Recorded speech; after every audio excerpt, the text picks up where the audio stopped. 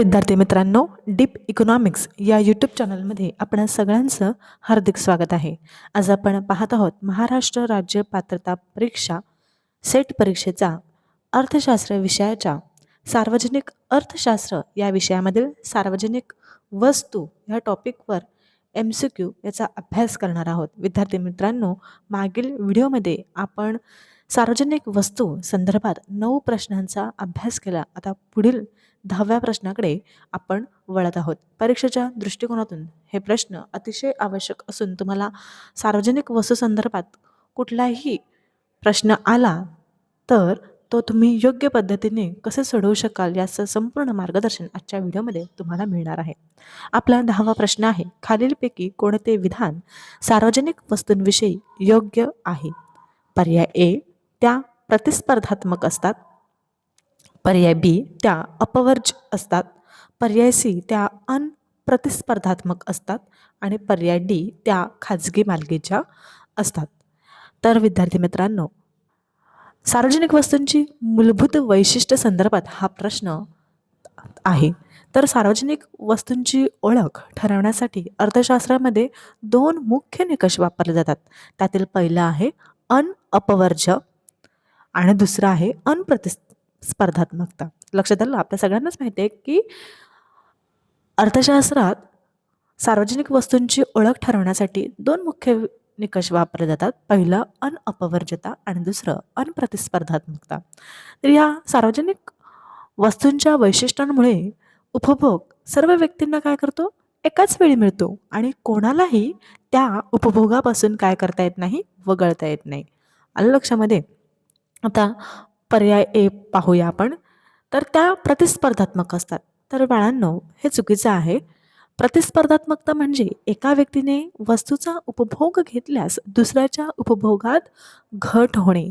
परंतु सार्वजनिक वस्तूंचे मुख्य वैशिष्ट्य म्हणजे त्या काय असतात? अनप्रतिस्पर्धात्मक असतात. म्हणजे एखादं उदाहरण द्यायचं, राष्ट्रीय संरक्षण किंवा पथदिवे. एक व्यक्ती त्यांचा लाभ घेत असल्यामुळे दुसऱ्याच्या लाभात कोणतीही घट होत नाही. आलं लक्षामध्ये? एखादी व्यक्ती जर रस्त्याने जात असेल, तो त्या रस्त्याचा उपभोग घेतो म्हणून दुसऱ्या व्यक्ती चा उपभोग तो हे करतो का? नाही. दुसरा व्यक्ती पण त्या रस्त्याचा उपभोग घेऊ शकतो. आलं लक्षामध्ये? त्यामुळे सार्वजनिक वस्तू प्रतिस्पर्धात्मक असतात असं म्हणणं काय आहे? चुकीचं आहे. पर्याय बी कडे वळूया आपण. त्या अपवर्ज्य असतात. अपवर्ज्यता म्हणजे काय रे? एखाद्या व्यक्तीच्या वस्तूच्या उपभोगापासून वगळता येणं.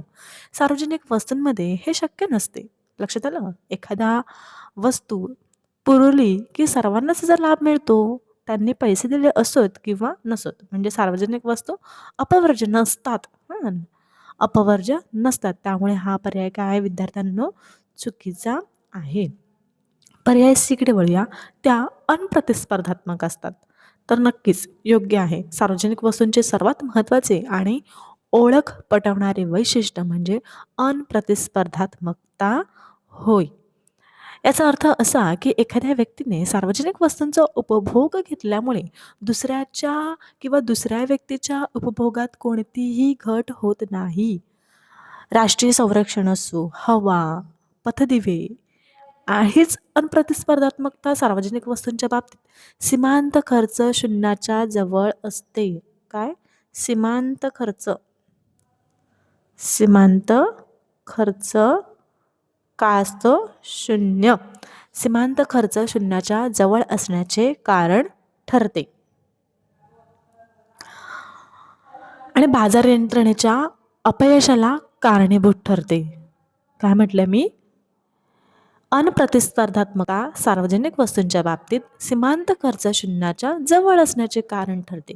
आणि बाजार यंत्रणेच्या अपयशाला कारणीभूत ठरते. म्हणून हा पर्याय काय विद्यार्थ्यांना? पूर्णपणे योग्य आहे. त्यानंतर पर्याय डी कडे वळूया. त्या खाजगी मालकीच्या असतात. तर खाजगी मालकी ही संकल्पना कशाशी संबंधित आहे सांगा बरं? खाजगी मालकी ही संकल्पना खाजगी वस्तूंशी संबंधित आहे. सार्वजनिक वस्तू बहुतेक वेळा सरकारकडून पुरवल्या जातात आणि त्याचा उपभोग हा सामूहिक असतो. जरी काही वेळा खाजगी क्षेत्र सार्वजनिक वस्तू पुरवत असले तरी त्यांचे स्वरूप खाजगी मालकीचे ठरत नाही. त्यामुळे हा पर्याय काय आहे? चुकीचा आहे. आलं लक्षामध्ये? म्हणजे आपण थोडक्यात म्हणू शकतो, की सार्वजनिक वस्तू ओळखण्यासाठी त्यांच्या 2 मुख्य वैशिष्ट्यांपैकी कोणते विधान अचूक आहे हे तपासणं आपल्याला काय आहे, लक्षात ठेवणं गरजेचं आहे. त्या प्रतिस्पर्धात्मक किंवा अपवर्ज्य नसतात आणि खाजगी मालकीच्या देखील नसतात. लक्षात घ्या. स त्या सार्वजनिक वस्तू प्रतिस्पर्धात्मक किंवा अपवर्ज्य नसतात आणि खाजगी मालकीच्या देखील नसतात. त्या अनप्रतिस्पर्धात्मक असतात. हं. ठीक आहे. आलं लक्षामध्ये? आपल्या प्रश्नाचं उत्तर पर्याय सी. नेक्स्ट प्रश्नाकडे वळूया आपण. जागतिक सार्वजनिक वस्तू उदाहरण कोणते आहे?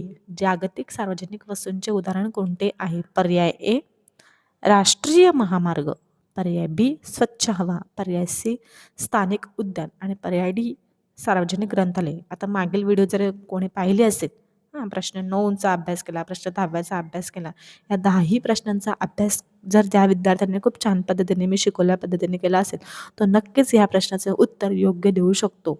आलं लक्षामध्ये? काय आपल्या ह्या प्रश्नाचं उत्तर सांगा बरं? काय असेल?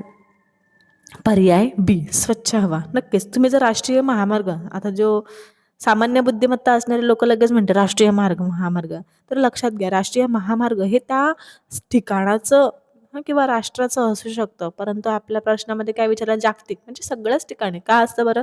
स्वच्छ हवा, त्याचे काय पैसे द्यायला लागतात का आपल्याला? नाही, त्याचा सीमांत खर्च काय असतं बाळांनो? शून्य असतो. बरोबर आहे का नाही? स्वच्छ हवा हे जागतिक सार्वजनिक वस्तूचे सर्वोत्तम उदाहरण मानलं जातं. हवा कोणत्याही राष्ट्रीय सीमांमध्ये बंदिस्त नसते. एका देशातील प्रदूषणाचा परिणाम इतर देशांवर पण होऊ शकतो. होऊ शकतं की नाही? स्वच्छ हवेचा सर्व म्हणजे असं म्हणू शकतो, की स्वच्छ हवेचा लाभ सर्व मानवजातीला मिळतो. कोणालाही त्यातून वगळता येत नाही. अपवर्ज्यता आलं लक्षामध्ये? आणि एका व्यक्तीने श्वास घेतल्यामुळे दुसऱ्याला कमी हवा मिळत नाही. त्याच्यात कसलं अनप्रतिस्पर्धात्मकता. म्हणून स्वच्छ हवा ही काय आहे? जागतिक सार्वजनिक वस्तू ठरते. त्यामुळे आपल्या प्रश्नाचं उत्तर आहे स्वच्छ हवा. बाकीचे येणार नाहीत. आता सार्वजनिक ग्रंथालय, सार्वजनिक तुम्ही म्हणाल सार्वजनिक ग्रंथालय, तर त्याचं एक्सप्लेन पण मी करू शकते. सार्वजनिक ग्रंथालय हे काय आहे, की स्थानिक किंवा राष्ट्रीय सार्वजनिक वस्तू म्हणून ती ओळखली जाते. काय ओळखली जाते? स्थानिक किंवा राष्ट्रीय सार्वजनिक वस्तू म्हणून ओळखली जाते. आणि आपल्याला काय जागतिक विचारलंय ना, स्थानिक किंवा राष्ट्रीय सार्वजनिक वस्तू असू शकते किंवा त्या त्या सेवांचा लाभ विशिष्ट क्षेत्रातील नागरिकांनाच मिळतो. विशिष्ट क्षेत्रातील म्हणजे त्या क्षेत्रात ज्या क्षेत्रामध्ये सार्वजनिक ग्रंथालय आहे, समजा असं एका ठिकाणी आहे, तर ते ते तेवढ्याच एरियातले लोक काय करू शकतात, ते त्याचा लाभ घेऊ शकतात. जगातील सगळी लोक त्या एकाच ठिकाणी येतील का? नाही येणार. म्हणून आपल्या प्रश्नाचं उत्तर आहे स्वच्छ हवा. नेक्स्ट प्रश्नाकडे वळूया आपण. प्रश्न क्रमांक 12. मसग्रेव यांच्या मते सार्वजनिक वस्तूशी संबंधित सरकारचे कार्य कोणते? पर्याय ए वितरण, पर्याय बी स्थिरीकरण, पर्याय सी संसाधन वाटप आणि पर्याय डी वरील सर्व. तर मसग्रेव यांच्या सार्वजनिक वस्तूंशी संबंधित सरकारचे कार्य वितरण पण आहे, स्थिरीकरण पण आहे आणि संसाधनांचे वाटप पण आहे. आलं लक्षामध्ये? परंतु आपल्याला कुठल्याही एकच पर्यायाचं उत्तर द्यायचं आहे ना, तर आपल्या प्रश्नाचं उत्तर पर्याय डी वरील सर्व. तरी पण आपण प्रत्येक पर्यायाचं विश्लेषण करू. आता लक्षात घ्या, रिचर्ड मसग्रेव हा जो प्रश्न आहे यांच्या आर्थिक तत्वांवर आधारित आहे, ज्यांनी सार्वजनिक अर्थशास्त्रीय सरकारच्या कार्याची 3 मुख्य कार्य मांडली. आणि हे काय? खाजगी व सार्वजनिक वस्तूंच्या पुरवठ्याशी, आर्थिक स्थिरीकरणाशी आणि संसाधन वाटपांशी काय आहे? संबंधित आहेत. लक्षात घ्या, हे कार्य खाजगी व सार्वजनिक वस्तूंच्या पुरवठ्याशी, लिहून घ्या, आर्थिक स्थिरीकरणाशी आणि संसाधन वाटपाशी संबंधित आहे. आता पहिला बघा, डिस्ट्रीब्युशन, त्यालाच काय म्हणतो आपण? वितरण म्हणतो. नेक्स्ट टाइम ना मी इथे इंग्लिशमध्ये पण देण्याचा प्रयत्न करेल, म्हणजे ज्यांना मराठी येत नसेल, जेवढाचा प्रॉब्लेम असेल त्यांना इंग्लिशमध्ये समजू शकतील. नेक्स्ट टाइम मी टायपिंग करेल ते. तर वितरण, वितरण म्हणजे काय? वितरण म्हणजे संसाधन, उत्पन्न आणि संपत्तीचं समाजात समान किंवा न्याय वितरण करणे. आलं लक्षामध्ये? वितरण म्हणजे काय रे? संसाधने, उत्पन्न आणि संपत्तीचे समाजात समान किंवा न्याय वितरण करणे. हे मसग्रेव यांच्या 3 कार्यांपैकी एक आहे. हं. मात्र प्रत्यक्षात प्रश्नात काय विचारलं आहे? सरकारचे सार्वजनिक वस्तूंशी संबंधित कार्य कोणते? तर त्यामुळे ते सगळं आलं पाहिजे की नाही? आलं पाहिजे ना. तर मग आपल्या इथे एकच कार्य आहे, पण तो काय आहे? एकच आहे आणि वितरण हे एकच कार्य आहे. त्यामुळे हा पर्याय अंशतः योग्य असला तरी पूर्णपणे तो उत्तर योग्य नाहीये. आहे, पण तो एकच नाही ना. आता घ्या पुढे स्थिरीकरण. स्थिरीकरण, स्टॅब्लिश. तर स्थिरीकरण म्हणजे महागाई, लक्षात घ्या, महागाई, बेरोजगारी, आर्थिक वाढ यांना संतुलित ठेवणे. हे देखील मसग्रेव यांच्या सरकारच्या कार्यांपैकी एक आहे. मात्र हे देखील वरच्याच प्रमाणे एकच घटक आहे. फक्त स्थिरीकरण म्हणजे पूर्ण उत्तर येतं का नाही, त्यामुळे हा पर्याय काय आहे बाळांनो, चुकीचा आहे. नेक्स्ट घ्या, संसाधन वाटप. संसाधन वाटप म्हणजे सार्वजनिक वस्तू व सेवांचा कार्यक्षम पुरवठा. हे सार्वजनिक वस्तूंशी थेट संबंधित कार्य आहे. खाजगी बाजार सार्वजनिक वस्तूंचा पुरवठा योग्यरित्या करू शकत नाही. माहिती आहे ना तुम्हाला, फ्री रायडर प्रॉब्लेम, मार्केट किंवा बाजार अपयश आपण त्यांना म्हणू शकतो. म्हणजे हे सार्वजनिक वस्तूंशी थेट कार्य आहे. खाजगी बाजार सार्वजनिक वस्तूंचा पुरवठा योग्यरित्या करू शकत नाही. म्हणून सरकारचा हस्तक्षेप काय असतो? आवश्यक असतो. हे एक महत्त्वाचं कार्य असलं तरी मसग्रेव यांनी याला इतर 2 कार्यांसह एकत्र मांडले आहे. तुम्हाला वाटलं सर याच्यावर अधिक माहिती हवी असेल तर मला कमेंट बॉक्समध्ये तसं सांगा. मी तुम्हाला अधिक डिटेलमध्ये ह्या गोष्टीवर माहिती देईल. आता आपल्या व्हिडिओचे हे वाढत जातं ना, म्हणून थोडक्यात सांगते. तर संसाधन वाटप म्हणजे सार्वजनिक वस्तू व सेवांचा कार्यक्षम पुरवठा. हे सार्वजनिक वस्तूंशी थेट संबंधित कार्य आहे. खाजगी बाजार सार्वजनिक वस्तूंचा पुरवठा योग्यरित्या करू शकत नाही, म्हणून सरकारचा हस्तक्षेप आवश्यक आहे. हे एक महत्त्वाचे कार्य असलं तरी मसग्रेव यांनी याला इतर 2 कार्यांसह एकत्र मांडला आहे. म्हणून हा पर्याय अंशतः योग्य आहे, परंतु पूर्णपणे योग्य नाही. आता पर्याय डी कडे वळा. वरील सर्व. तर नक्कीच या प्रश्नाचं उत्तर वरील सर्व हे योग्य आहे. तर मसग्रेव यांच्या म्हणजे यांच्यानुसार सार्वजनिक सार्वजनिक आपण असं म्हणू शकतो, की मसग्रेव यांच्या अनुसार सरकारचे मुख्य 3 कार्य आहेत. त्यातलं पहिलं आपण पाहिलं, काय पाहिलं? वितरण. नंतर आपण पाहिलं स्थिरीकरण आणि तिसरं आपण काय पाहिलं? संसाधन वाटप. तर संसाधन वाटपमध्ये सार्वजनिक वस्तूंचा कार्यक्षम पुरवठा काय होतो? निश्चित करता येतो आणि कधी निश्चित करता येतो? जिथे बाजार अपयश ठरतो. आलं लक्षामध्ये? आता वितरण, उत्पन्न व संपत्तीचे काय केलं जातं? समाजामध्ये न्याय वाटप केलं जातं याच्या सहाय्याने. आणि स्थिरीकरणामध्ये आपण मगाशीच पाहिलं, महागाई, बेरोजगारी, आर्थिक स्थिरीकरण काय करणं? सुनिश्चित करणं. आणि हे सगळं काय आहे? सरकारच्या वस्तूंशी काय आहे? थेट संबंधित आहे. म्हणून संसाधनांचे वाटप पण आहे, परंतु मसग्रेव यांनी सरकारच्या एकूण भूमिकेत काय हे 3ही घटक त्यांनी काय केलेले आहेत? मांडलेले आहेत. त्यामुळे आपल्या प्रश्नाचं उत्तर काय आहे? डी. आलं लक्षामध्ये? म्हणजे आपण थोडक्यात म्हणू शकतो, की मसग्रेव यांच्या तत्वानुसार सरकारची भूमिका सार्वजनिक वस्तू पुरवठा आणि आर्थिक वितरण तसेच स्थिरीकरण या 3 स्तरांवर आधारित आहे. आलं लक्षामध्ये? नेक्स्ट प्रश्न आहे आपला 13वा. सार्वजनिक वस्तूंच्या बाबतीत सीमांत खर्च सामान्यतः कसा असतो? सार्वजनिक वस्तूंच्या बाबतीत सीमांत खर्च सामान्यतः कसा असतो? पर्याय ए वाढता, पर्याय बी स्थिर आणि पर्याय सी शून्याच्या जवळ आणि अनिश्चित. तर नक्कीच तुमच्या लक्षात आलं असेल, की सीमांत खर्चासंदर्भात हा प्रश्न आहे. अर्थशास्त्रात सार्वजनिक वस्तूंचा एक महत्त्वाचा गुणधर्म म्हणजेच तुम्हाला माहीत आहे अप्रतिस्पर्धात्मकता आणि याचा अर्थ आपण म्हणू शकतो, की एका व्यक्तीने उपभोग घेतल्यामुळे दुसऱ्याच्या उपभोगात काय होत नाही? घट होत नाही. परिणामी अतिरिक्त व्यक्तीला वस्तूंचा लाभ देण्याचा अतिरिक्त खर्च खूपच कमी किंवा शून्याच्या जवळ असतो. आलं लक्षामध्ये?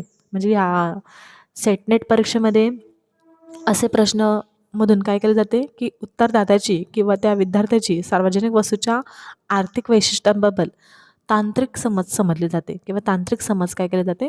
तपासली जाते. तर पर्याय ए पहा. पर्याय ए आहे वाढता.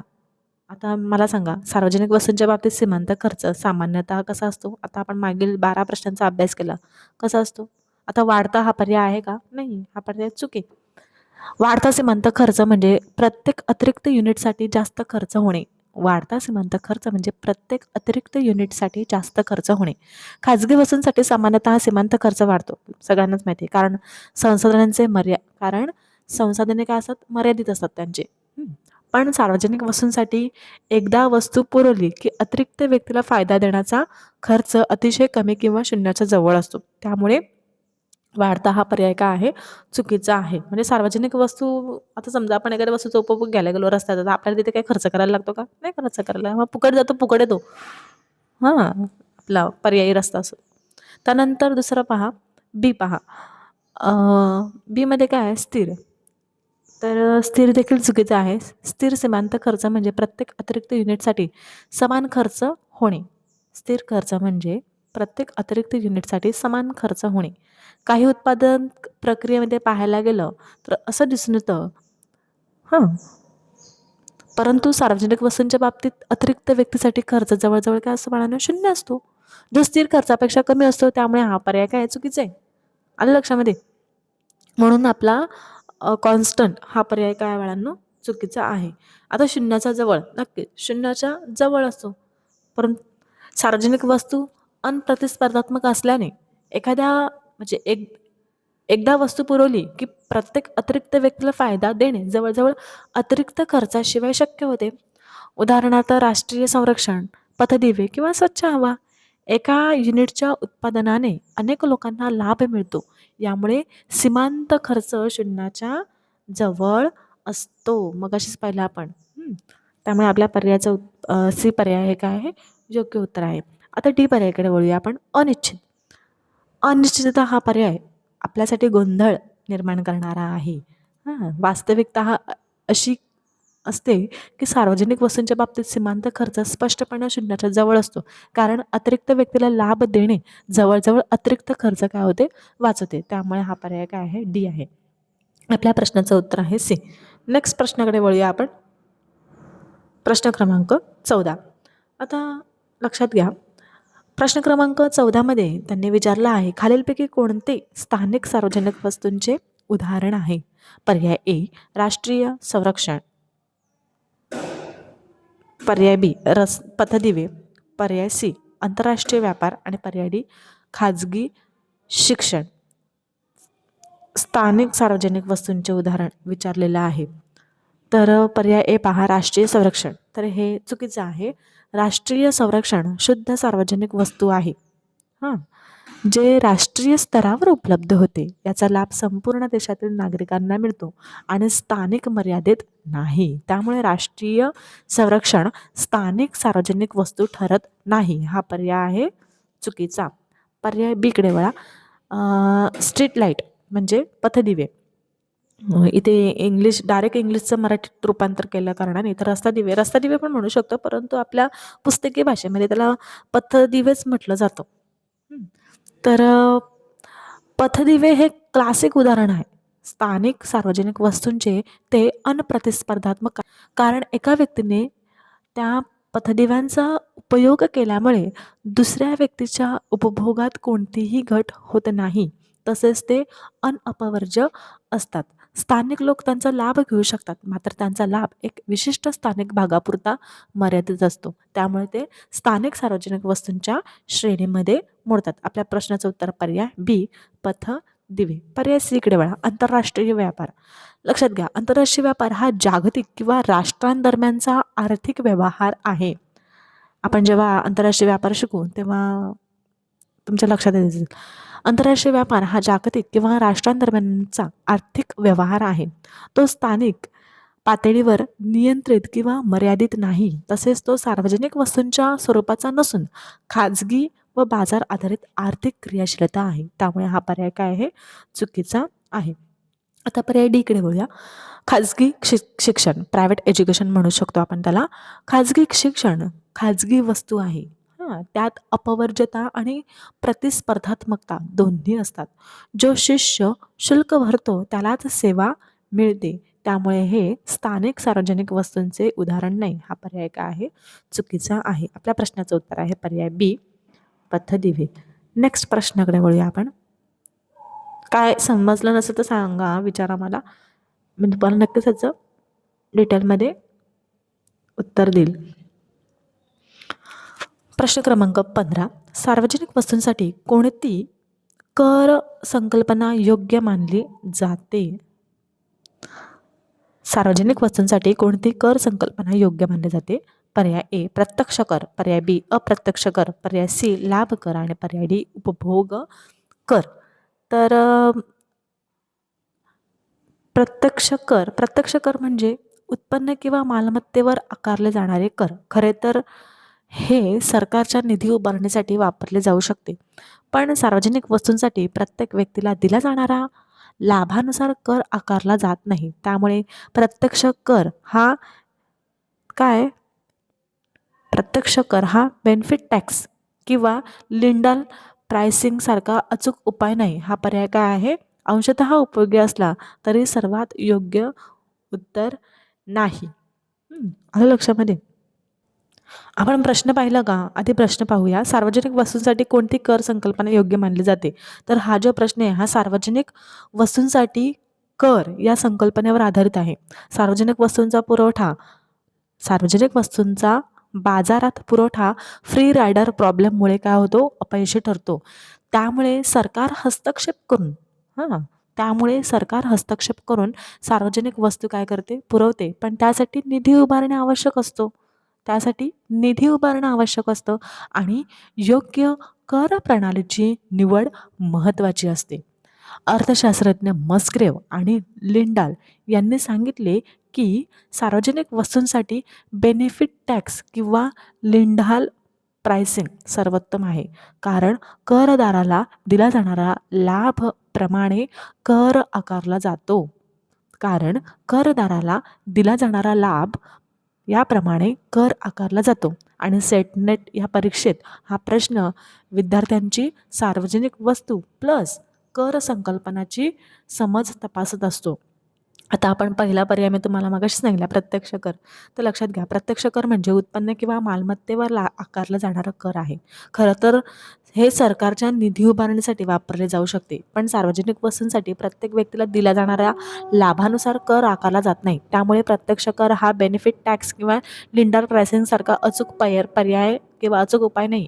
हा पर्याय अंशतः उपयोगी असला तरी सर्वात योग्य नाही. तुम्हाला या संदर्भात अजून इन्फॉर्मेशन हवी असेल तर कमेंट बॉक्समध्ये सांगा. डिटेलमध्ये मी त्याची माहिती तुम्हाला देईन. पर्याय बीकडे पहा, अप्रत्यक्ष कर. अप्रत्यक्ष कर म्हणजे काय रे? अप्रत्यक्ष कर म्हणजे वस्तू व सेवांवर लागू होणारा कर. उदाहरण GST आहे. हे सर्वसामान्यतः एकूण महसूल वाढवण्यासाठी वापरले जाते. आलं लक्षामध्ये? सार्वजनिक वस्तूंसाठी हे लाभानुसार कर आकारण्याच्या संकल्पनेस अनुकूल नाही. कारण फ्री रायडर प्रॉब्लेम अजूनही राहते. त्यामुळे हा पर्याय काय आहे? चुकीचा आहे. दोन्ही पर्याय चुकीचे आहेत. आता पर्याय सीकडे बेनिफिट टॅक्स, त्याला लाभ कर असं म्हटलं जातं. तर लक्षात घ्या, बेनिफिट टॅक्स किंवा लिंडाल टॅक्स संकल्पना सार्वजनिक अर्थशास्त्रातील महत्त्वाची आहे. या पद्धतीनुसार प्रत्येक व्यक्तीला त्याला मिळणाऱ्या लाभानुसार कर आकारला जातो. उदाहरण द्यायचं झालं, जर नागरिकाला पथदिव्यांचा अधिक फायदा होत असेल तर तो जास्त कर भरतो. ज्यांना कमी फायदा त्यांना कमी कर. या पद्धतीने फ्री रायडर प्रॉब्लेम कमी होतो आणि सार्वजनिक वस्तूंचा कार्यक्षम पुरवठा सुनिश्चित होतो. आणि UGC नेट किंवा महाराष्ट्र सेटमध्ये ही संकल्पना नेहमी विचारली जाते. कारण जी वस्तू सार्वजनिक प्लस कर यांचा काय होतो? थेट संबंध यामध्ये दर्शवला जातो. त्यामुळे लक्षात ठेवा, हे खूप IMP आहे आणि मी शोधून प्रश्न काढलेले आहेत. थेरी असते, थेरीमधून प्रश्न काढायचे. कुठं विचारले जातात? मागील 10 वर्षाच्या प्रश्नपत्रिकांचा अभ्यास करायचा. त्याच्यामध्ये कुठल्या टॉपिकवर जास्त प्रश्न विचारलेले आहेत आणि ते कशा पद्धतीने विचारले आहेत, कुठे जास्त फोकस केलेला आहे. 4 पर्यायांचा पण अभ्यास करायचा. ते 4 पर्याय त्याच प्रश्नामध्ये काय विचारलेले आहेत याचा पण अभ्यास करायचा. त्याच्या संकल्पना काढायच्या. एवढं सगळं करायचं आणि मग आपण स्वतः MCQ काढायचे, थेरी काढायची, MCQ काढायचे. सगळ्यांचा अभ्यास करून मग MCQचा अभ्यास करायचा असतो. आलं लक्षामध्ये? त्यानंतर आता पाहूया आपण नेक्स्ट पर्याय उपभोग कर. पर्याय क्रमांक डी उपभोग कर. उपभोग कर म्हणजे लक्षात घ्या, उपभोग कर म्हणजे वस्तू व सेवांच्या उपभोगावर आधारित कर. हे देखील सामान्य महसूल वाढवण्यासाठी वापरलं जातं. पण सार्वजनिक वस्तूंसाठी प्रत्येक व्यक्तीला मिळालेल्या फायद्याप्रमाणे कर आकारला जात नाही. ज्यामुळे फ्री रायडर प्रॉब्लेम सुटत नाही. त्यामुळे हा पर्याय काय आहे? चुकीचं आहे. आपल्या प्रश्नाचं उत्तर पर्याय सी, लाभ कर. सार्वजनिक वस्तूंसाठी कोणती कर संकल्पना योग्य मानली जाते? तर लाभ कर. हं. चला नेक्स्ट प्रश्नाकडे वळूया आपण. प्रश्न क्रमांक 16. प्रश्न क्रमांक 16. खालीलपैकी कोणते विधान चुकीचे आहे? या प्रश्नाचं उत्तर तुम्ही देणार मला? पर्याय ए, सार्वजनिक वस्तू अपवर्ज्य असतात. पर्याय बी, सार्वजनिक वस्तू अनप्रतिस्पर्धात्मक असतात. पर्याय सी, सार्वजनिक वस्तू खाजगी क्षेत्रात पुरवते. आणि पर्याय डी, सार्वजनिक वस्तूंमध्ये फ्री रायडर समस्या असते. प्रश्न काय विचारले? खालीलपैकी कोणते विधान चुकीचे आहे? हा प्रश्न सार्वजनिक वस्तू संदर्भात चुकीच्या विधानाची निवड विचारतोय. आलं लक्षामध्ये? अर्थशास्त्रात सार्वजनिक वस्तूंची मुख्य वैशिष्ट्य म्हणजे अपवर्जता आणि अनप्रतिस्पर्धात्मकता. या वैशिष्ट्यांमुळे काय फ्री रायडर प्रॉब्लेम निर्माण होतो. सेट टेट परीक्षेत असे प्रश्न विद्यार्थ्यांची सार्वजनिक वस्तूंची काय मूलभूत समज तपासू, त्यामुळे असे प्रश्न विचारले जातात जेणेकरून ते खाजगी व सार्वजनिक वस्तूंमधील थेट फरक ओळखू शकतील. पहिलं पहा, प्रश्नाचं पहिलं उत्तर आपलं काय, पहिला पर्याय काय आहे? सार्वजनिक वस्तू अपवर्ज्य असतात. तर हे काय बरोबर आहे. हे बरोबर आहे. आपल्याला त्यांनी काय विचारले? चुकीचं विचारले. त्यानंतर सार्वजनिक वस्तू अनप्रतिस्पर्धात्मक असतात. बरोबर आहे. आपणला कधीपासून तेच चाललंय. अपवर्जता, अनप्रतिस्पर्धात्मकता. आता पर्याय सी कडे वळा. सार्वजनिक वस्तू खाजगी क्षेत्र पुरवते. पुरवते का? मगाशीच आपण पाहिलं खाजगी क्षेत्र, खाजगी वस्तू. तर हा पर्याय चुकीचा आहे. आता पर्याय डी कडे वळूया आपण. सार्वजनिक वस्तूंमध्ये फ्री रायडर समस्या असते. हो, असते ना. त्यामुळे आपल्या प्रश्नाचं उत्तर आहे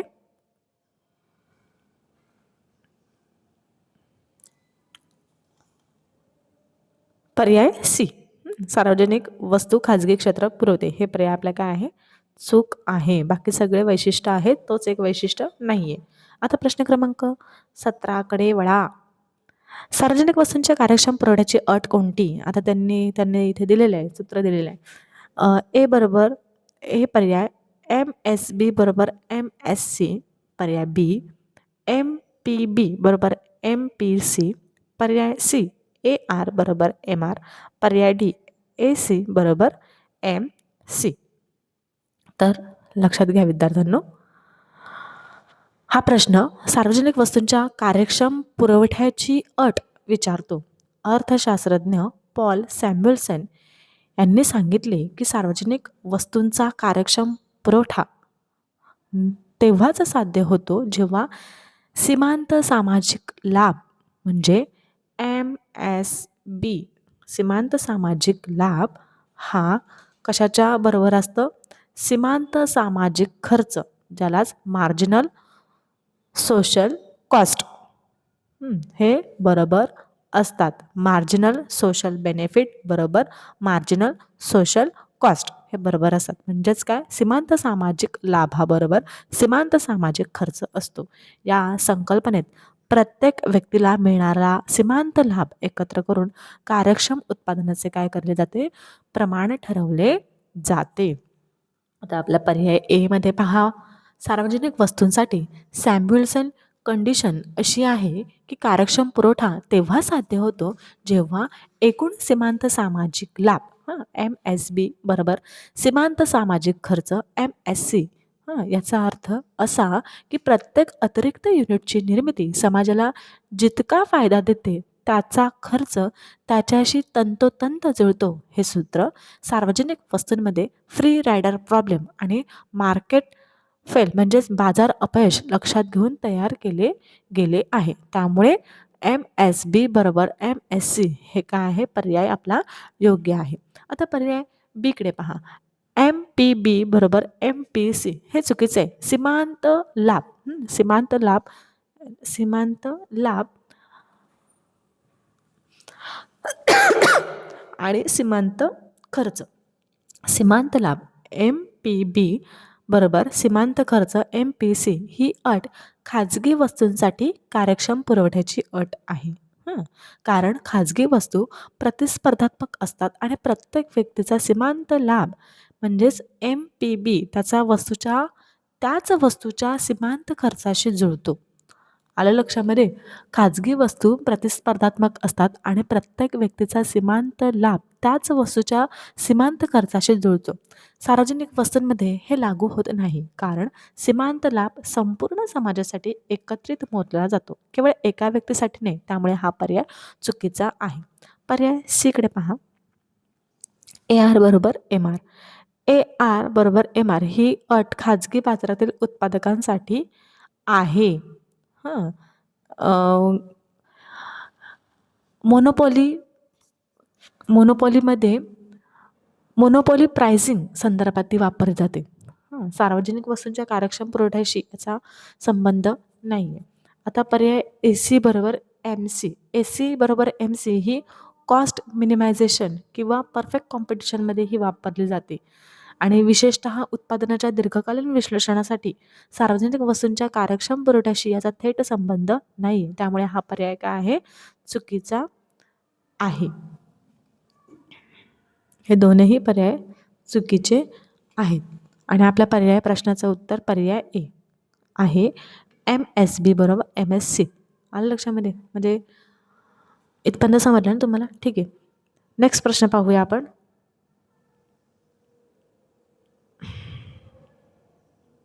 एखाद्या प्रश्न समजला नसेल, अधिक विश्लेषण हवं असेल तर तुम्ही कमेंटमध्ये करा. मी तुम्हाला नक्कीच त्याचं विश्लेषण हे अधिक विस्तृत सांगेल. आता प्रश्न क्रमांक 18. खालीलपैकी कोणते विधान योग्य आहे? सार्वजनिक वस्तूंसाठी किंमत यंत्रणा प्रभावी असते. पर्याय बी. सार्वजनिक वस्तू बाजारातून कार्यक्षम पुरवल्या जातात.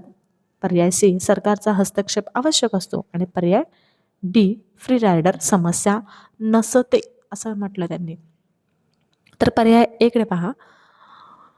सार्वजनिक वस्तूंसाठी किंमत यंत्रणा प्रभावी असते. चुकीचे आहे. सार्वजनिक वस्तूंचा उपभोग अपवर्ज्य असल्यामुळे लोक त्याच्यासाठी पैसे न भरता फायदा घेतात. त्यामुळे किंमत यंत्रणा सार्वजनिक वस्तू कार्यक्षम पुरवठ्याशी प्रभावी नाही. त्यामुळे हा पर्याय काय आहे? चुकीचा आहे. पर्याय बी. सार्वजनिक वस्तू बाजारातून कार्यक्षम पुरवल्या जातात. तर चुकीचे आहे, कारण खाजगी बाजार पब्लिक गुड्सचा कार्यक्षम पुरवठा करू शकत नाही. कारण फ्री रायडर प्रॉब्लेम आणि अपवर्ज्यता यामुळे लोक आपली खरी मागणी दर्शवत नाही. त्यामुळे हे विधान चुकीचं आहे. पर्याय सी. सरकारचा हस्तक्षेप आवश्यक असतो. अगदी योग्य. सार्वजनिक वस्तूंचा कार्यक्षम पुरवठा साध्य करण्यासाठी सरकारचा हस्तक्षेप आवश्यक असतो किंवा सरकार हस्तक्षेप करतं. उदाहरण द्यायचं झालं तर राष्ट्रीय संरक्षण म्हणा, पथदिवे म्हणा, स्वच्छ हवा यांसारख्या वस्तू सरकार पुरवतो. सरकारचा हस्तक्षेप फ्री रायडर प्रॉब्लेम कमी करतो, निधी उभारतो आणि समाजासाठी सर्वात कार्यक्षम प्रमाणात सार्वजनिक वस्तू उपलब्ध करून देतो. त्यामुळे हा पर्यायच योग्य आहे. पर्याय डीकडे पहा. फ्री रायडर समस्या नसते. सार्वजनिक वस्तूंच्या बाबतीत फ्री रायडर प्रॉब्लेम हा मूलभूत समस्या आहे. लोक लाभ घेऊ शकतात, पण त्यासाठी पैसे न भरल्यास खाजगी बाजार कार्यक्षम पुरवठा करू शकत नाही. त्यामुळे हा पर्याय काय आहे? चुकीचा आहे. ठीक आहे. इथपर्यंत आज आपलं प्रश्न संपतात. आपण नेक्स्ट व्हिडिओमध्ये नेक्स्ट टॉपिकवर MCQचा अभ्यास करणार आहोत. आजचे प्रश्न आणि प्रश्नांचं विश्लेषण आवडल्यास आपल्या व्हिडिओला लाईक करा आणि तुमच्या मित्रमैत्रिणींना हा व्हिडिओ शेअर करा आणि आपल्या चॅनलला सबस्क्राईब करा. धन्यवाद.